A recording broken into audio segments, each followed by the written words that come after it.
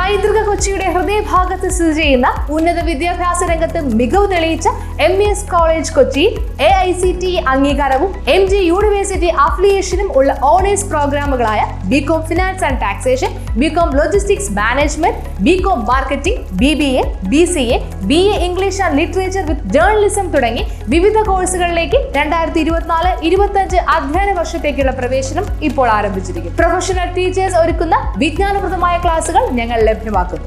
യാതൊരുവിധ ഡൊണേഷനും സ്വീകരിക്കാത്ത ഈ college part 3 വിഷയങ്ങൾക്ക് 80% കൂടുതൽ മാർക്ക് നേടുന്ന വിദ്യാർത്ഥികൾക്ക് MES സ്കോളർഷിപ്പോട് കൂടിയ അഡ്മിഷൻ ഒരുക്കുന്നു. ഹോസ്റ്റൽ വാഹന സൗകര്യങ്ങളും ഞങ്ങൾ ലഭ്യമാക്കുന്നു. MES college Kochi, Mundamveli, near Thoppumpady, Kochi. Contact 0484298067 7902980067. MES Kunnukara engineering college നിരവധി ആനുകൂല്യങ്ങളുമായി ജൂലൈ 2 കൊച്ചിയിൽ സ്പോട്ട് അഡ്മിഷൻ നടത്തുന്നു. വിദ്യാഭ്യാസ രംഗത്ത് പ്രവർത്തിക്കുന്ന സന്നദ്ധ സംഘടനയായ MES നടത്തുന്ന 3 എഞ്ചിനീയറിംഗ് കോളേജുകളിൽ പ്രമുഖ സ്ഥാനം വഹിക്കുന്ന Kunnukara MES college of engineering ടെക്നോളജിയുടെ നേതൃത്വത്തിൽ സ്പോട്ട് അഡ്മിഷൻ നടത്തുന്നു. July 2 MES Kochi taluk committee ഓഫീസിൽ വെച്ചാണ് സ്പോട്ട് അഡ്മിഷൻ നടത്തുന്നതെന്ന് ഭാരവാഹികൾ പത്രസമ്മേളനത്തിൽ അറിയിച്ചു. നിങ്ങൾക്ക് എല്ലാവർക്കും അറിയാവുന്നതുപോലെ MES എന്ന് പറഞ്ഞാൽ മുസ്ലിം എഡ്യൂക്കേഷൻ സൊസൈറ്റി ഇന്ത്യയിലെ തന്നെ ഏറ്റവും വലിയ ഒരു കോർപ്പറേറ്റ് എഡ്യൂക്കേഷൻ ഏജൻസിയാണ്. ഞങ്ങൾക്ക് 200ഓളം വിദ്യാഭ്യാസ സ്ഥാപനങ്ങളുണ്ട്. എഞ്ചിനീയറിംഗ് കോളേജുകൾ, മെഡിക്കൽ കോളേജ്, ഡെന്റൽ കോളേജ്, എല്ലാ കോളേജുകളുണ്ട്. ആർട്സ് ആൻഡ് സയൻസ് കോളേജ്, സ്കൂളുകൾ എല്ലാം വളരെ നല്ല നിലയിൽ പ്രവർത്തിക്കുന്ന സ്ഥാപനങ്ങളാണ്. നമുക്ക് ഇപ്പോൾ പ്രിൻസിപ്പൾ പറഞ്ഞതുപോലെ നമുക്ക് ഇപ്പോൾ ഒരു പ്രതിസന്ധി നമ്മുടെ എല്ലാ എഡ്യൂക്കേഷൻ സ്ഥാപനങ്ങളും കേരളത്തിലുള്ളതും ഇന്ത്യയിലുള്ളതും ഫേസ് ചെയ്യുന്നുണ്ട്. ഈ ചില സ്ഥാപനങ്ങളുടെ അഡ്വർടൈസ്മെന്റ് നമുക്ക് കാണാം, കുട്ടികളെ 10ാം ക്ലാസ്സോ +2 കഴിഞ്ഞാൽ മതി നേരെ പുറത്തേക്ക് കൊണ്ടുപോവാണ്. പക്ഷെ അതൊക്കെ എന്താവും എന്ന് നമുക്ക് പറയാൻ വയ്യ. ഇപ്പോൾ ഏതായാലും ഞങ്ങൾക്ക് കഴിയുന്നത് ഇവിടുത്തെ പഠിക്കുന്നതിന്റെ ഗുണങ്ങളും ഒക്കെ അവരെ പറഞ്ഞ് മനസ്സിലാക്കി. Kunnukara college APJ Abdul Kalam Kerala technological യൂണിവേഴ്സിറ്റിയുമായി അഫിലിയേറ്റ് ചെയ്തിരിക്കുന്നതും AICTE ഡൽഹിയുടെ അപ്രൂവൽ ഉള്ളതും ISO അംഗീകാരം ലഭിച്ചിട്ടുള്ള കോളേജുമാണ്. കൊച്ചി അന്താരാഷ്ട്ര വിമാനത്താവളത്തിനോടനുബന്ധിച്ചുള്ള നാഷണൽ ഹൈവേയിൽ അത്താണി ജംഗ്ഷനിൽ നിന്നും 7 കിലോമീറ്റർ മാറി പറവൂർ റോഡ് സൈഡിൽ സ്ഥിതി ചെയ്യുന്ന സുഗമമായ ഗതാഗത സൗകര്യമുള്ള കോളേജാണിത്. കോളേജിൽ ഉന്നത നിലവാരത്തിൽ നടത്തപ്പെടുന്ന BTech കോഴ്സുകളാണ് civil engineering, mechanical engineering, electronic and communication engineering, computer science and engineering, artificial intelligence and data science എന്നിവ.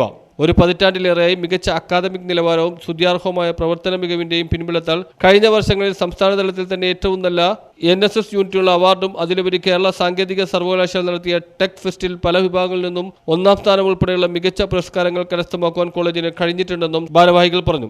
നല്ല ക്യാമ്പസ് ഉൾപ്പെടെയുള്ള കോളേജാണ് MES എഞ്ചിനീയറിംഗ് കോളേജ് കുന്നേരിൽ വർക്ക് ചെയ്യുന്നത്. സെക്രട്ടറി പ്രസിഡന്റ് പറഞ്ഞ മാതിരി ഏറ്റവും വലിയ കാര്യം കുട്ടികളെ അക്കോമഡേറ്റ് ചെയ്യാൻ തന്നെയാണ്. കുട്ടികൾ തീർച്ചയായിട്ടും നമ്മുടെ പശ്ചിമ കൊച്ചിയിൽ നിന്നും ഒരുപാട് കുട്ടികൾ പല ഭാഗത്തും കൂടി എഞ്ചിനീയറിംഗ് പഠിക്കാൻ വേണ്ടി പോകുന്നുണ്ട്.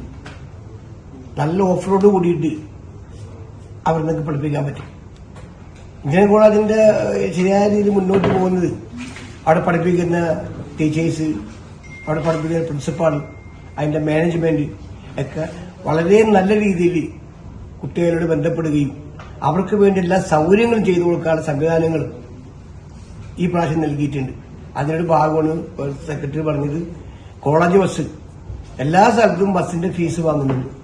പക്ഷെ അത് 24,000 രൂപ വാങ്ങണ്ടെന്ന് നോക്കുകയും അത്യാവശ്യം നമുക്ക് വളരെ വേണ്ടപ്പെട്ട നാട്ടിലുള്ള ആളുകൾ വിളിച്ചു പറഞ്ഞാൽ അവർക്കൊക്കെ തന്നെ ഫീസ് എളവ് ചെയ്ത് കൊടുക്കുന്ന കാര്യത്തിലും നല്ല മാർക്കുള്ള കുട്ടികൾ നല്ല രീതിയിൽ പഠിക്കാൻ മുന്നോട്ട് വന്ന കുട്ടികൾക്ക് സ്കോളർഷിപ്പ് ഉൾപ്പെടെയുള്ള സൗജന്യമായി ചെയ്തു കൊടുക്കുക എന്നൊക്കെ പറയുമ്പോൾ ഇതിനു പുറമെയായി മറ്റ് എഞ്ചിനീയറിംഗ് കോളേജുകളിലും ഇതര കോളേജുകളിലും നടന്ന ടെക് ഫെസ്റ്റുകളിൽ മികച്ച പുരസ്കാരങ്ങൾ നേടുവാൻ കഴിഞ്ഞ വർഷങ്ങളിലും ഈ കോളേജിന് കഴിഞ്ഞിട്ടുണ്ട്. കോളേജിലെ പ്ലേസ്മെന്റ് സെല്ലിന്റെ പ്രവർത്തനങ്ങളാണ് മറ്റൊരു പ്രത്യേകത.